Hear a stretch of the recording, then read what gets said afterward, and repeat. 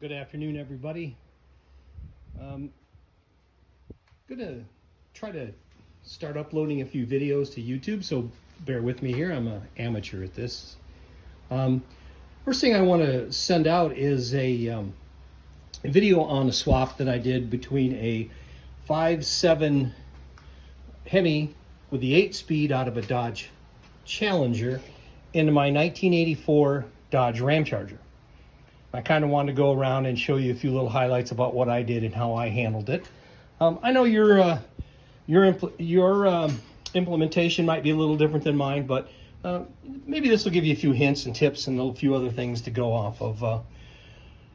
First off, 5.7, 8-speed passenger car, so you notice you have the alternator and the air conditioning compressor are low on the engine.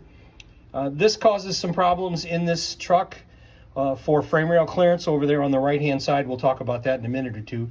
But I like the look of the car engine much more than I did the truck engine, so I decided to make some efforts and deal with it. All right.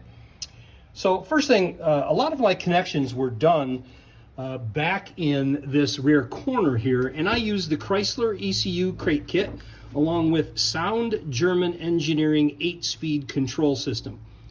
His 8-speed control system integrates right in with the ECU. It communicates with each other via CAN bus, and with maybe 4 or 5 other hookups, you're up and running, and it's not too complicated at all, actually. What I did is back where the ballast resistor was, I picked up full-time hot for crank and also for run, and I also picked up the crank itself to run the starter off of the starter relay that used to be over here in this corner underneath the hood hinge.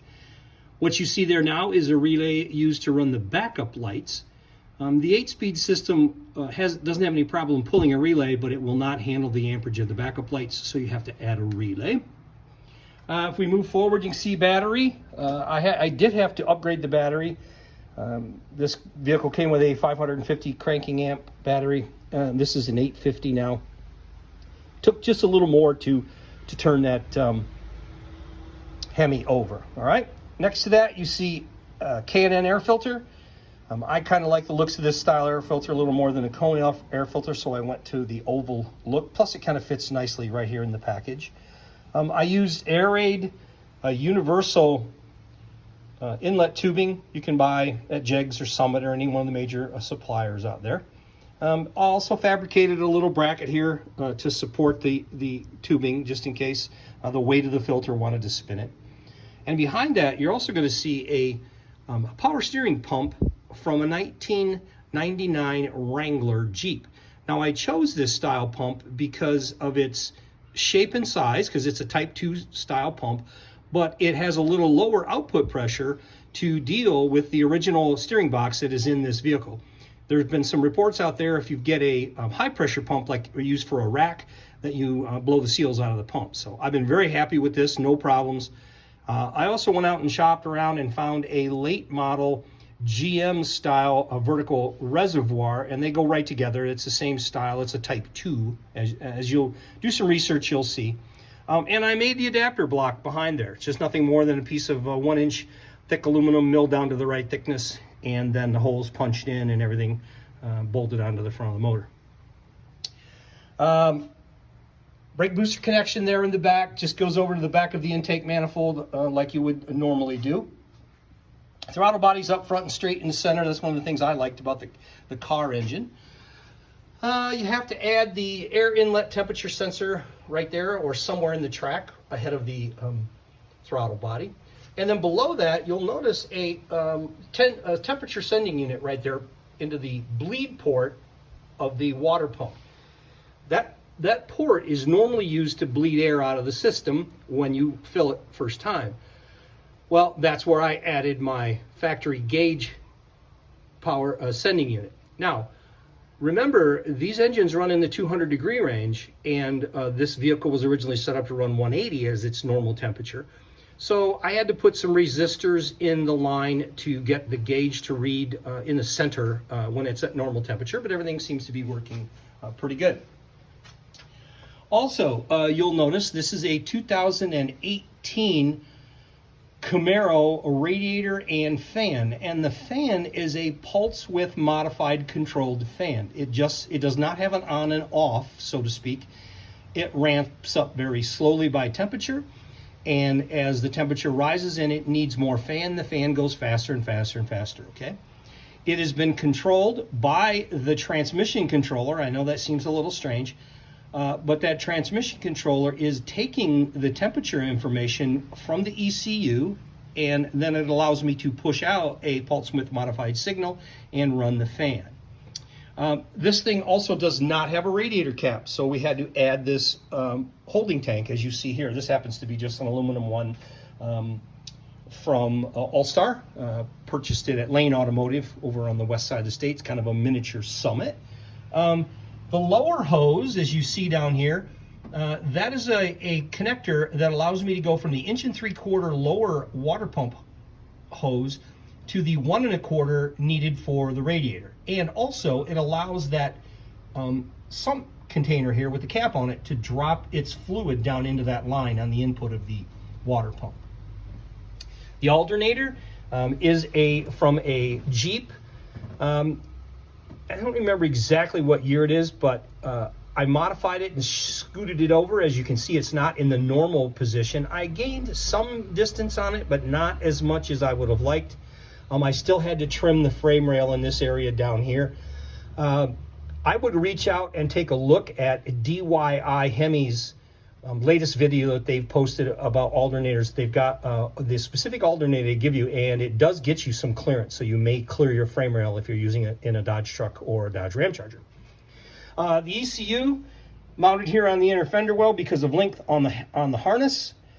It can be put into the cockpit area of the vehicle or the cabin area, but I chose not to do that. I didn't want to unpin those and cut a hole, and that heater box and air conditioning box in these vehicles is huge, so I just didn't want to fight that fight, and I left it outside here.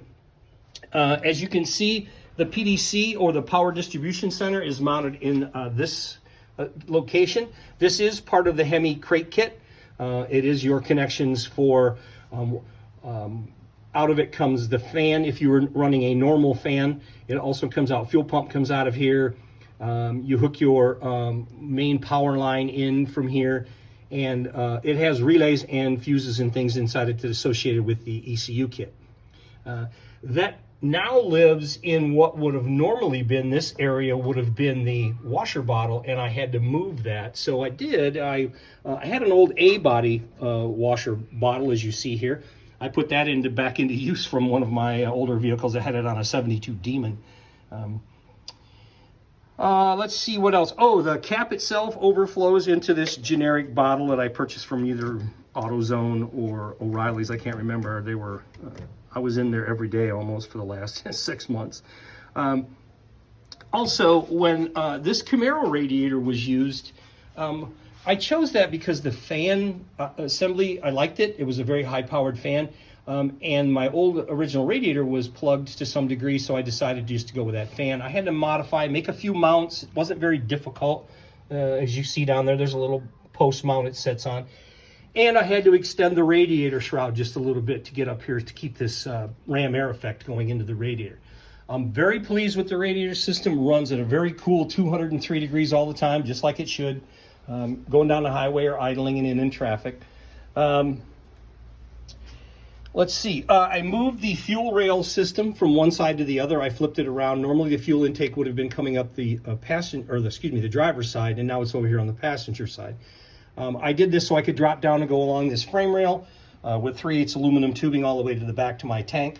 The fuel system in the back, the tank I used was the original tank out of the vehicle, a 36-gallon plastic tank, and I installed a Tanks Incorporated in the tank fuel pump. And then right outside of the tank, along the frame rail, I installed a Corvette-style fuel pressure regulator filter. It takes high pressure fuel from the tank, filters it, and lowers it to the 58 psi and sends one line up front. The return line goes right back over to the tank, so you don't have to run a return line to the full length of the vehicle. Mopar fuel injection systems, the standard ones on these, are a deadheaded system, so they only need one line of fuel pressure all the way up to the front. Okay. In the back, you'll see heater hoses and heater control valve, various connectors and elbows and things that I purchased at the hardware or the auto parts store just to kind of make that all fit together. This one is a 5.7 and it has a substantial amount of room in the back. I do know that some of the later 6.1s and 6.4s had some interference with this power brake booster right here, as you see, and that's why the Holley kits set this engine another 1.5 inches farther forward. I'm using Bushillion front motor mounts, and the transmission crossover is the original one modified and lowered a little bit to fit in the chassis. I would have been happy to go out and fabricate a complete cross member, but we were right in the middle of COVID, and it was a little tough to get to my local steel vendors at the time, so I opted to modify what I had. Let's walk around here a little bit and we'll show you the inside and show you how that 8-speed gets controlled. I used a Durango center console style shifter, as you see here.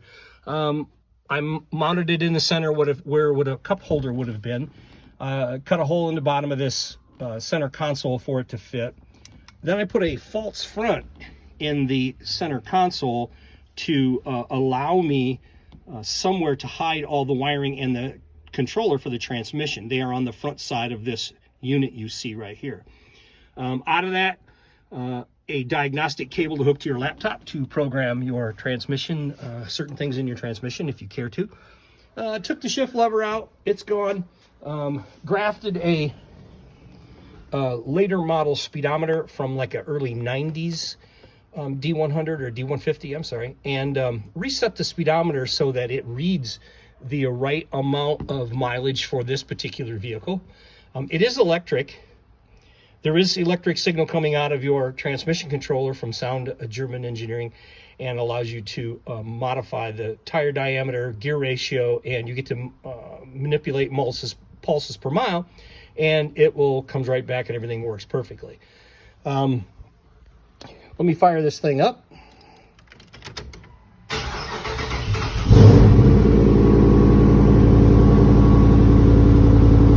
Basic cold start. As you can see, everything pulls up on time. Now, of course, the temperature is going to take a while to rise, but you can see the oil pressure is right up in the middle where it would normally be.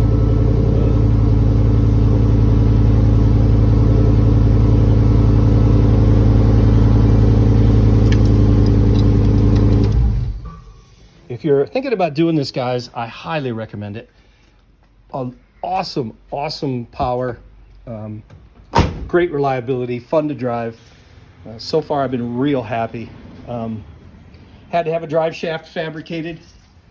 I don't know if we can get down and see that or not, but aluminum drive shaft with a slip yoke in it, because the rear of the transmission on the 8-speed has got a drive flange on it. You have to put a Sonnax, S-O-N-N-A-X drive fork on there, and now you have stationary drive flanges at both ends, at the differential and at the back of the transmission. Well, you've got to have some way for it to slip, so the drive shaft needs to have a slip put into it. I had Shaft Masters in Livonia, Michigan build that for me, and it's aluminum 3-inch drive shaft. Truck's in pretty great shape. As you can see, local car cruises, hopefully to get out a few Mopar shows this year once COVID is done. To wrap this up, guys, appreciate everybody watching and listening.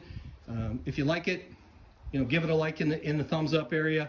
I'm going to post a few more Mopar videos as we go along. I got a couple of other pieces and tidbits to put in, so keep an eye on the channel, and thanks again for watching.